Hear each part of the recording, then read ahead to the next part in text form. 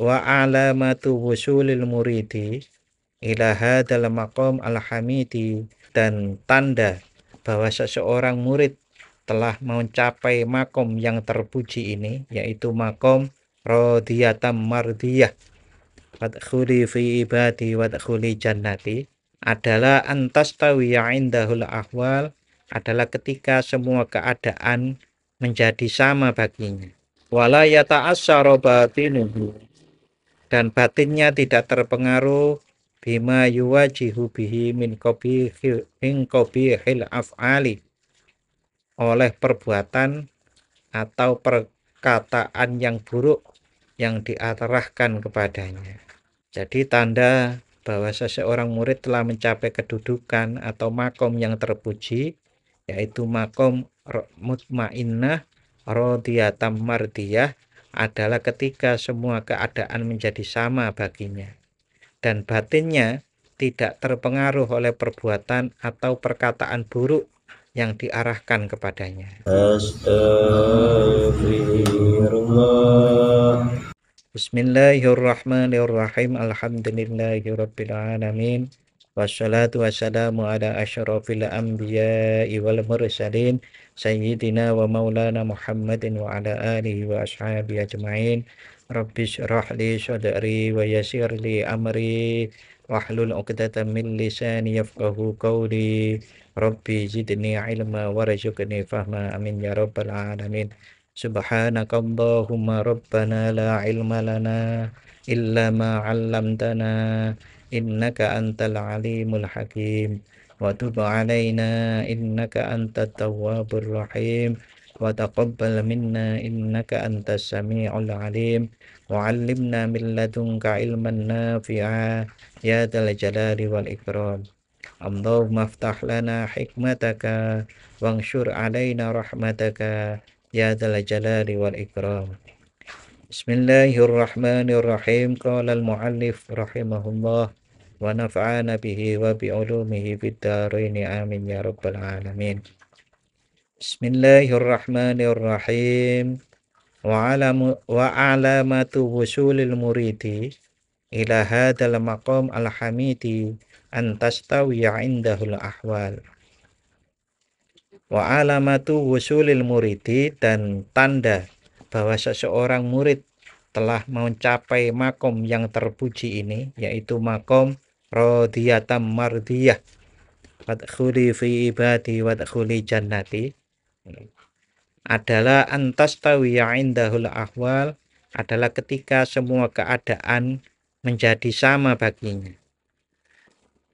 Wala yata'assara batinuhu, dan batinnya tidak terpengaruh bima yuwajihu bihi min qabihil af'ali, oleh perbuatan atau perkataan yang buruk yang diarahkan kepadanya.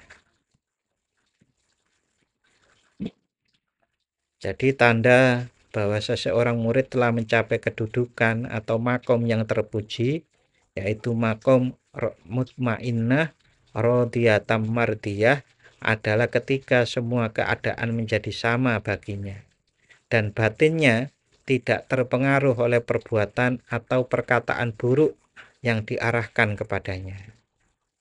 Listighraqi qalbihi fi mutala'ati hadratil kamali. Mengapa tidak terpengaruh? Karena hatinya sepenuhnya tenggelam dalam kontemplasi terhadap hadirat kesempurnaan atau hadratillah. Jadi karena konsentrasi, fokusnya, khusyuknya pada Allah Subhanahu wa ta'ala, sehingga semuanya tidak berefek, semua niku rasanya sama. Baik orang itu memuji, baik orang itu mencela, itu sama saja. Qala Abu Usman al-Khiri radhiyallahu ta'ala anhu. Abu Usman al-Khiri, semoga Allah meridhai, beliau berkata, la yakmulur rajulu hatta yastawiya qalbuhu fi arba'ati asya. Seorang lelaki tidak akan mencapai derajat kesempurnaan hingga hatinya tetap seimbang dalam 4 hal. Yang pertama, filman dalam penolakan, wal atoi dan pemberian, wal izzi dalam kemuliaan, wadzilli dan kehinaan. Jadi seseorang itu dikatakan sempurna jiwanya itu kalau dia bisa menyeimbangkan 4 hal. Diberi maupun ditolak niku sama, dianggap mulia maupun dihina niku sama. Tidak ada bedanya.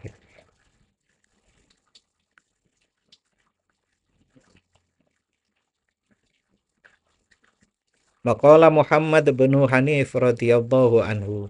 Muhammad bin Hanif, semoga Allah meridhoi, beliau berkata, qadima alaina ba'du ashabina fa'talla. Salah satu teman kami, sahabat kami, datang kepada kami dalam keadaan sakit.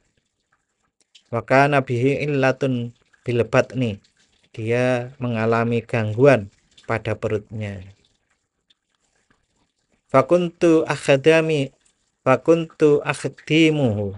Aku melayaninya, wa akhudu minhu tosta tula marodihi. Dan selama sakitnya aku mengambil bejana atau tempat air darinya. Ya, melayani seperti wong jogo orang sakit itu. Faghafautu marrotan. Pada satu saat aku tertidur sejenak. Fakolali, maka orang yang sakit itu berkata kepadaku, Namta la'anakallah. Kamu tidur, semoga Allah melaknatmu. Fakilali. Lalu aku ditanya, kaifa wajadta nafsaka inda qaulihi? Bagaimana perasaanmu ketika mendengar perkataan orang yang sakit tersebut? La'anakallah, semoga Allah melaknatmu. Fakultu, maka aku menjawab, kau qaulihi. Seakan-akan aku mendengar perkataan rahimakallah, semoga Allah merahmatimu. Wa hukiya an Ibrahim bin Adham radhiyallahu taala anhu annahu qol. Diceritakan tentang Ibrahim bin Adham, semoga Allah meridhoinya. Masurirtu fil Islam. Aku tidak merasa senang dalam Islam illa marratin makdudatin, kecuali beberapa kali. Kuntu fi markabin yauman. Suatu hari aku berada di sebuah kapal. Wa kana bihi rajulun yahki al-hikayatil mudhikata. Dan di kapal itu ada seorang pria yang bercerita lucu. Fayadhaku minhun nas, sehingga orang-orang tertawa karena ceritanya. Wa kana yaqulu, lelaki itu berkata, ra'aitu waqtan fi ma'rakatit Turki. Aku melihat suatu waktu dalam pertempuran melawan bangsa Turki. Alajan, fakultu hakada wa kana ya'khudu bilihyati. Seorang pria asing berkata begini. Wa kana ya'khudu bilihyati, lalu ia menarik jenggotku. Jadi ada orang cerita di kapal itu, sementara di sisinya ada Ibrahim bin Adham. Lalu dia itu mencontohkan dengan mengambil jenggotnya Ibrahim bin Adham. Wa yamurru yadahu ala halqi hakada, dan meletakkan tangannya di leherku seperti ini. Ya, seperti orang mau membunuh itu. Wan nasu yadhakuna minhu, dan orang-orang tertawa karenanya. Walam yakun fi dzalikal markab indahu ahadun asghara minni wala ahqara. Tidak ada seorang pun di kapal itu yang lebih mudah atau lebih rendah dariku. Fasurirtu bidzalik, maka aku merasa senang karenanya. Ibrahim bin Adham niku dikenal seorang sufi besar. Walaupun seperti itu, karena pas naik kapal itu nggak ada yang kenal, dia dijadikan contoh perang kayak gitu, dipegang jenggotnya, kayak orang mau dibunuh itu dicontohkan gitu, pakai contoh. Dan itu malah membuat ia senang. Karena apa? Tidak ada bedanya dia dengan orang-orang lain. Karena merasa tinggi itu jauh berbahaya. Wakana yaumun akhir, pada hari lain, ini ceritanya masih lanjut nih. Pada hari lain, kuntu jalisan, aku sedang duduk. Faja'a insanun, lalu seseorang manusia datang, wasofa'ani, dan menamparku, min ghairi sababin, tanpa alasan. Wa yaumun akhar, dan di hari yang lain, kuntu jalisan, aku duduk. Faja'a insanun wabala alayya, pada hari lain aku sedang duduk, lalu seseorang buang air kecil padaku. Itu di atas kapal. Artinya kalau orang yang emosinya belum tertata pasti marah. Wakana fi waktin Hatim al-Asom, pada masa Hatim al-Asom radhiyallahu anhu. Rajulun yusi'ul qawla fihi, ada seorang pria yang menghina, menjelek-jelekan dia. Wa fi ashabihi, serta sahabat-sahabatnya. Wa yuwajihuhum kulla yaumin bil qabih, dan setiap hari ia menghadapi mereka dengan perkataan buruk. Fawaqa alaihi jud'un, pada suatu hari sebuah balok dari sebuah balok minas sakfi, sebuah balok jatuh minas sakfi, dari atap. Fi ba'dil ayami fi hali muwajahatihi al-qaum bisabbi wasyatmi, saat ia sedang mencaci maki orang-orang itu dan ia meninggal. Wasyatmi famata, kemudian orang yang mencaci itu meninggal. Faqala Hatim, kemudian Hatim berkata, alhamdulillah, segala puji bagi Allah. Faqila lahu, lalu ia ditanya, hadza khilafu ma ta'muru nabi, ini bertentangan dengan apa yang kamu ajarkan kepada kami. Faqala, Hatim menjawab, ma hamidtullaha samatatan bi mautihi, aku tidak memuji Allah karena merasa senang atas kematiannya. Bal hamidtullaha idlam asurra binakbatihi, tetapi aku memuji Allah karena aku tidak merasa senang atas musibah yang menimpanya. Hada wa asbahuhu min akhwalihim ma'lumun daruratan, hal-hal seperti ini dan yang serupa dari kondisi mereka diketahui secara pasti. Wa abalagu min hada kullihi mahabbatul maut, dan yang lebih tinggi dari semua ini adalah cinta terhadap kematian, wa karahiyatul baqa'i fid dunya, dan benci terhadap kehidupan di dunia. Sauqan ila liqa'il maula, karena rindu untuk bertemu dengan Allah Subhanahu wa taala. Qala ba'duhum, sebagian ulama berkata, hakikatuz zuhdi, hakikat zuhud, wa zawalul hawa, adalah hilangnya hawa nafsu, minal qalbi, dari hati. Hubbu liqa'illahi ta'ala, cinta kepada pertemuan dengan Allah. Fi kulli nafasin, dalam setiap tarikan nafas. Min ghairi ikhtiyari halatin, tanpa memilih keadaan, yakunul mar'u alaiha, sebagaimana yang harus dialami seseorang, tanpa memilih keadaan tertentu yang harus dialami seseorang.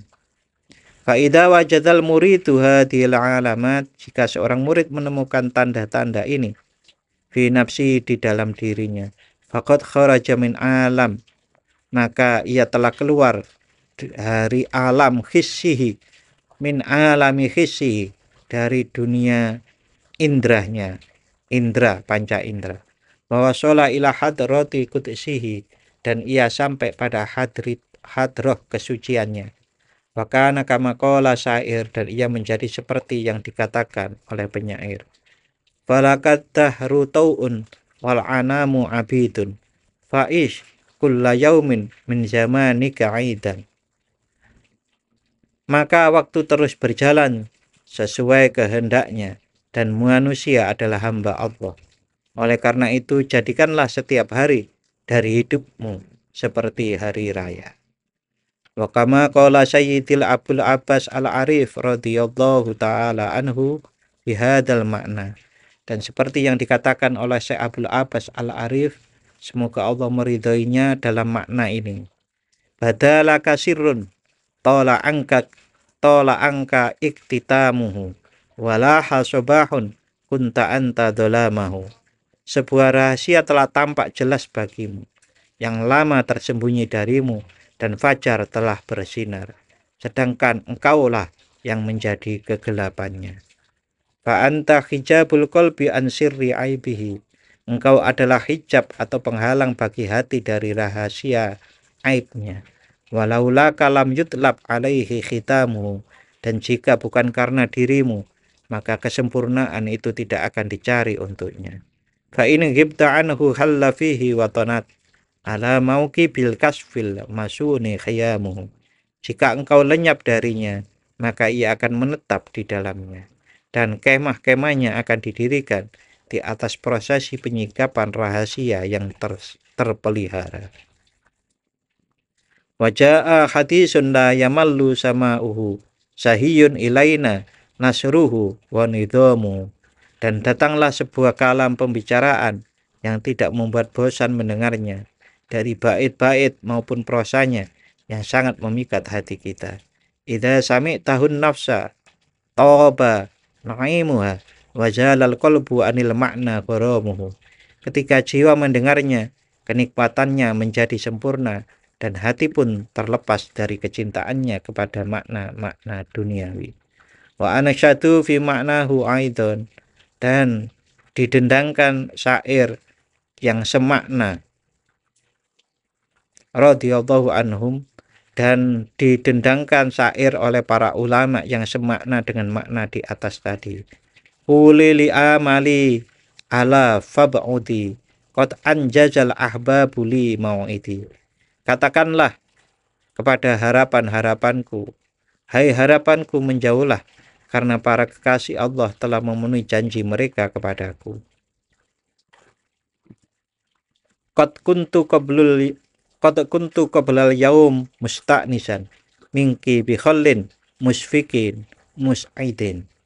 Dulu aku merasa senang berada dalam pergaulanmu, seorang sahabat yang penuh perhatian dan membawa kebahagiaan.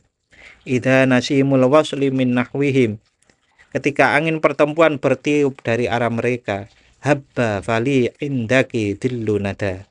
Maka bayangan keramahan itu ada padamu. Wa haitsu in lahat li a'lamuhum falaisa li faqrun ila mursyidi. Dan ketika aku melihat tanda-tanda mereka, aku tidak lagi membutuhkan seorang pembimbing. Wa illam yajidha fi nafsihi falyastamir ala sulukihi wa mujahadati. Dan jika ia belum menemukan hal-hal ini dalam dirinya, hendaklah ia terus melanjutkan mujahadah dan suluknya. Wala yaghtarra bima qad yatara'a. Hendaklah serta hendaknya tidak tertipu oleh yang mungkin tampak min saniyati halatihi. Wala yaghtarra bima qad yatara'a lahu min saniyati halatihi. Dan hendaknya tidak tertipu oleh apa yang mungkin tampak sebagai kondisi baik pada dirinya. Fa innahu lam yasil ba'du, karena sesungguhnya ia belum sampai. Walam yahsul lahu min hawa nafsihi fadatun, dan ia belum sepenuhnya terbebas dari hawa nafsu. Walaisa tariqu mautin nafsi biqat'i jami'il irfaqi anha. Jalan menuju kematian jiwa bukanlah dengan memutuskan semua bentuk kasih sayang darinya. Waraddiha ilal ijtiza'i bil khusyini, atau menyiksa diri dengan hidup yang keras, wan nukhalati wal mubalaghati fit taqassufi, ataupun menyiksa diri dengan makanan yang kasar dan sikap berlebihan dalam zuhud. Wataqallalu, Wataqallali ma'aqat innadhari, dan sambil menyedikitkan perhatian an akhwalil qalbi, dari kondisi hati, wahimamihi, dan semangatnya, wa kusuri, dan tekadnya, wa iradatihi, dan keinginannya, wa tarkil iltifati, serta tidak memperhatikan ila ma yuhmadu minha, kepada apa yang patut dipuji, wa ma yudhammu, dan yang patut dicela. Fadzalika kullahu huluun wa bid'atun, semua itu adalah sikap yang hulu atau ekstrim dan bid'ah. Wa qad ghalita fi dzalika tawa'ifu minan nas, banyak kelompok orang telah keliru, amilu alaihi fi riyadatihim wa mujahadatihim, mereka melaksanakan riyadhah dan mujahadah, walam yaqsidu bidzalika ikhlasul ibadah li rabbihim, dan mereka tidak bertujuan dengan ikhlas beribadah kepada Allah. Banyak orang mujahadah maupun riyadhah tapi belum ikhlas. Mujahadah riyadhahnya sik ngelek karamat, sik ngelek sakti dan seterusnya. Fa adzalika ilal ilakhtilali uqulihim, hal itu mengakibatkan kerusakan akal mereka. Wa nakhilali quwa abdanihim, dan melemahkan tenaga fisik mereka. Walam yaksulu min amrihim ala fa'idatun, dan mereka tidak memperoleh manfaat apapun dari upaya mereka. Wadzalika li jahlihim bis sunnah, karena hal tersebut karena kebodohan mereka tentang sunnah Rasulullah, wa makana alaihi salafu hadhil ummah, dan apa yang dilakukan oleh generasi terdahulu dari umat ini. Ya, insya Allah sudah ganti hikmah. Jadi penjelasan ringkasnya niku seperti ini, bahwa orang yang disebut sudah sampai pada makom mutmainnah, radiyah, mardiyah, itu adalah orang yang bisa mensejajarkan, menseimbangkan jiwanya, baik dia itu dikasih atau ditolak, diterima atau ditolak, maupun dia itu dihina atau dimuliakan, itu sama. Ditolak itu termasuk diantaranya minta nggak dikasih, tidak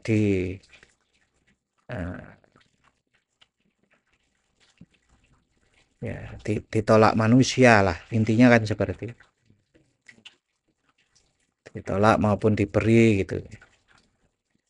Nah, itu sama saja. Terhormat maupun terhina niku sama saja. Artinya bagi dia tidak ada terhina, tidak ada terhormat, semua saja. Dan itu dicontohkan oleh Hatim Al-Asyam, seorang ulama tapi nang kapal itu dienggo dolanan karo wong, bahkan diuyui gitu, ditampar gitu. Tapi beliau semua itu tidak membuat dirinya marah. Ya karena bagi dia marah nggak ada gunanya. Nah kalau disakiti orang itu apa nggak marah, Pak? Nah ya karena kalau bisa mengendalikan diri itu tidak marah. Orang itu tidak. Tapi kalau belum bisa mengendalikan diri ya marah.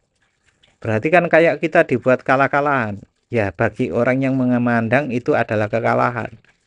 Tapi di sisi yang lain, karena dia itu memandangnya itu adalah bukan sesuatu yang harus disikapi dengan kemarahan, bahkan itu adalah ujian bagi dia untuk pengendalian kemarahan, maka itulah lulusnya.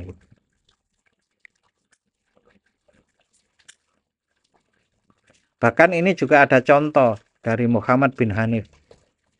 Beliau ini bantu orang sakit.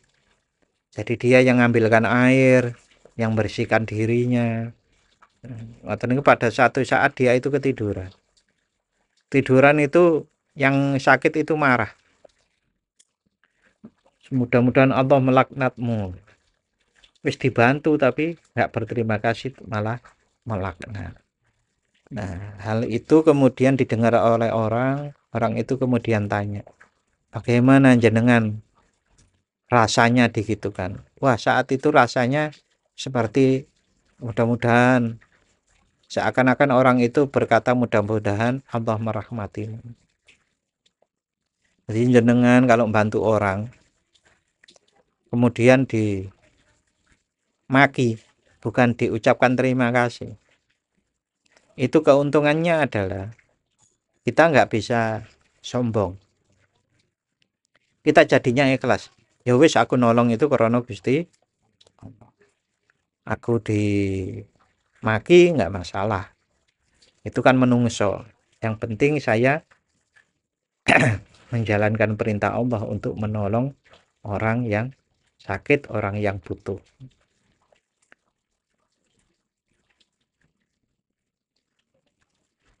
Yang tadi yang Ibrahim bin Adham juga seperti itu. Nah, kemudian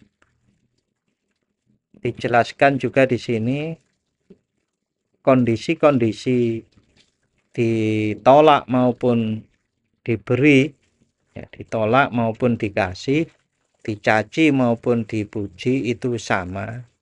Nah, itu adalah keberhasilan dari seseorang dalam mengendalikan jiwanya.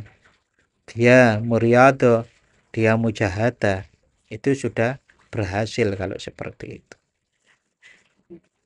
Artinya kalau dibalik, seseorang yang sudah riyadhah, mujahadah, wiritan, sholat malam, puasa sunnah, banyak amal lah intinya. Tapi kalau kondisi jiwanya dipuji, dihina, diberi, maupun ditolak, itu kok terjadi goncangan pada jiwanya, maka itu menandakan riyadhahnya, mujahadahnya, ibadah-ibadahnya, wiridnya itu masih gagal. Nah kok begitu? Nah iya, wong tujuannya orang riyadhah, tujuannya orang mujahadah itu adalah biar bisa mengendalikan nafsu. Mengapa kok mengendalikan nafsu? Ya karena kalau orang itu nafsunya belum bersih, yakinlah bahwa orang itu belum bisa ikhlas kepada Allah Subhanahu wa taala. Karena yang berperan adalah nafsunya. Oleh karenanya seseorang itu bisa mencapai makom yang mutmainnatan radiyatan mardiyah tadi kalau sudah bisa menyeimbangkan nafsunya, mengendalikan nafsu-nafsunya. Contoh-contohnya seperti tadi.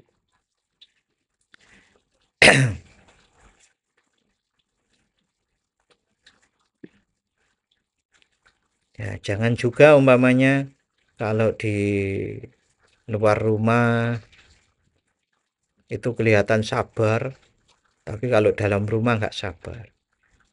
Sabarnya kalau sama orang lain, sama anaknya nggak sabar, sama istrinya nggak sabar. Nah, itu kan masih sama gitu loh, sama belum bisa mengendalikan nafsunya berarti.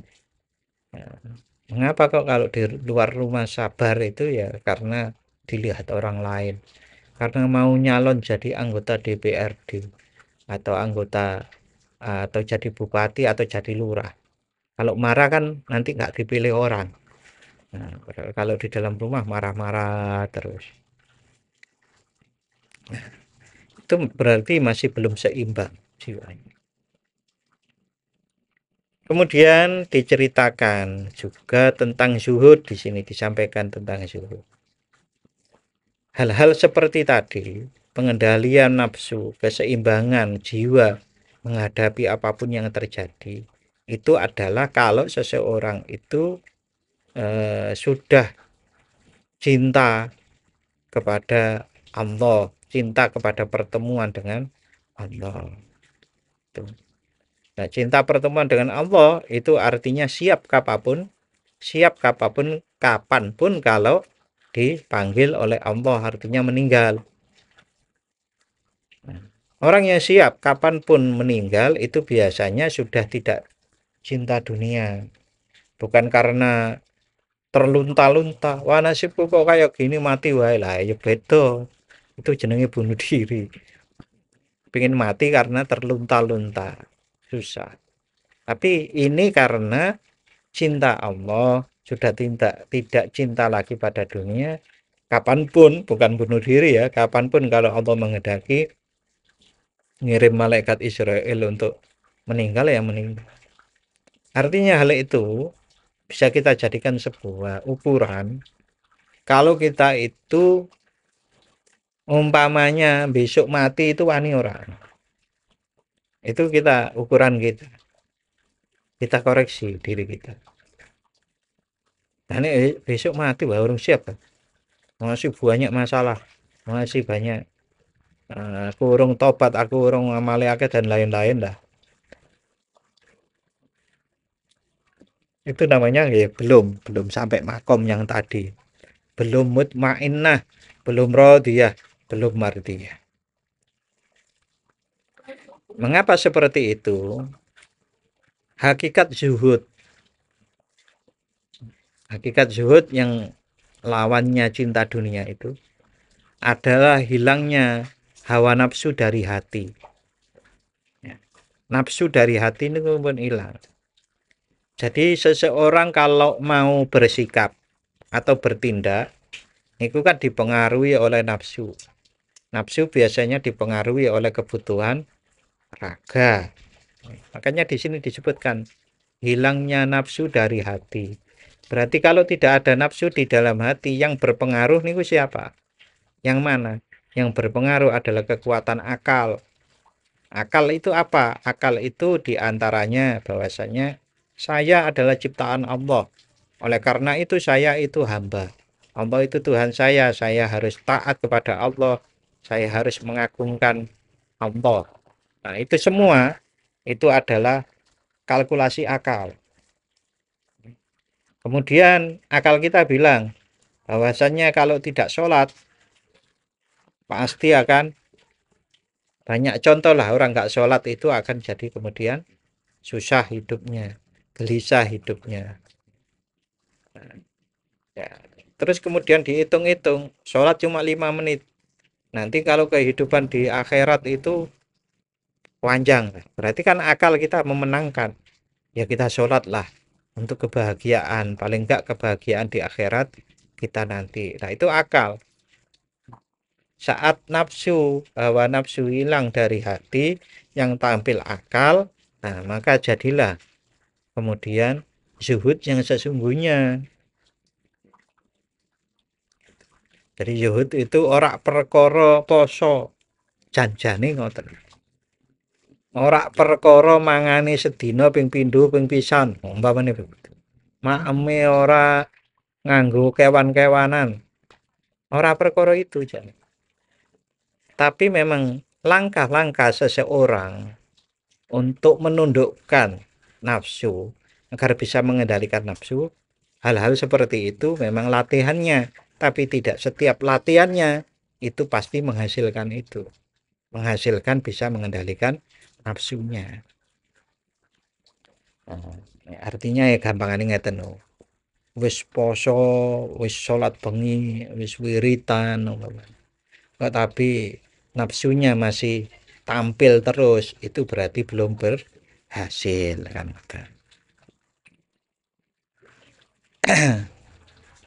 Jadi hakikat zuhud adalah hilangnya nafsu dari hati, yaitu cinta untuk bertemu dengan Allah Ta'ala dalam setiap tarikan nafas tanpa memilih keadaan tertentu yang harus dialami seseorang.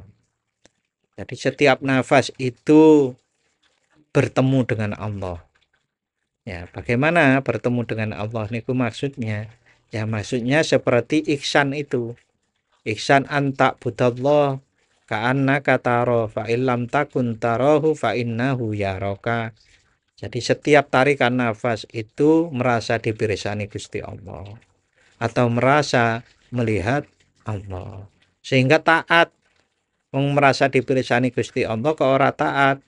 Tuh, berarti nantang po ya itu. Malah berbahaya.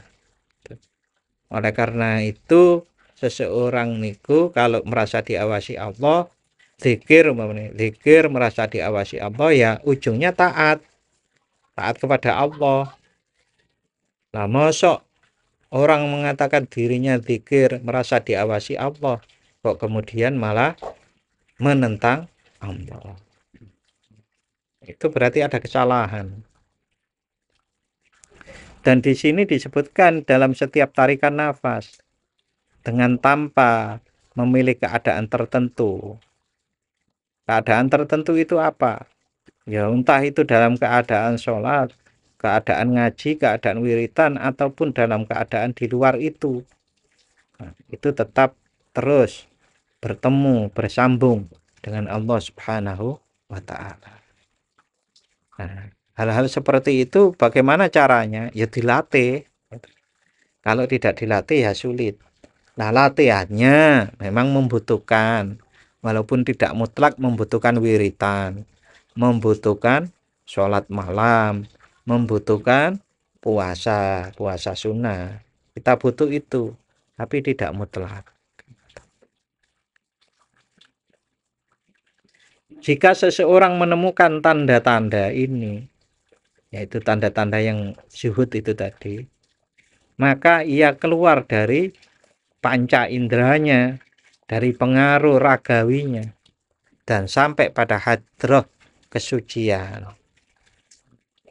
Hadroh kesucian dia sudah suci, dan karena sudah suci pun pantas untuk kemudian dekat dengan Allah Subhanahu wa Ta'ala.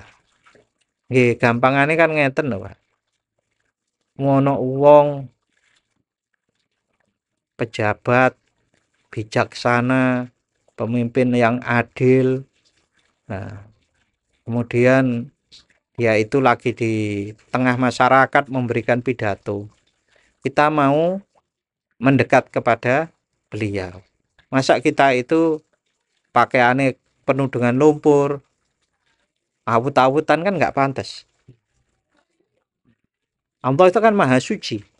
Masa mau kita dekati dengan maha kotornya kita? Ya nggak bisa.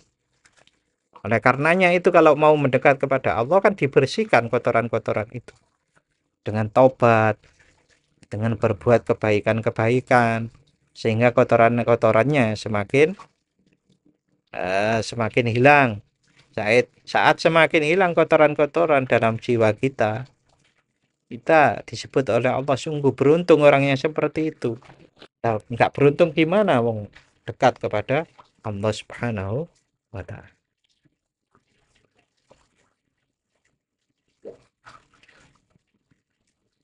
Nah, kemudian kalau tadi disampaikan kalau sudah seperti itu berarti dia sudah patut untuk mendekatkan diri kepada Allah. Patut untuk dekat kepada Allah. Nah, sini diakhiri. Kalau belum seperti itu, nah gitu. Kalau belum seperti itu, maka belum berhasil.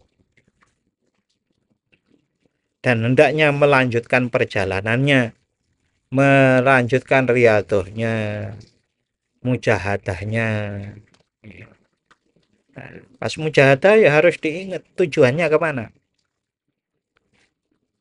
Mujahadah itu adalah untuk sungguh-sungguh berlatih mengendalikan hawa nafsu. Nah, kalau mujahadah kok kemudian nafsunya malah meronta-ronta, kan jadi salah. Saya mau ke Jakarta. Ya tujuannya ke Jakarta. Dikatakan sampai ke Jakarta kalau sampai ke Jakarta. Bukan yang penting jalan.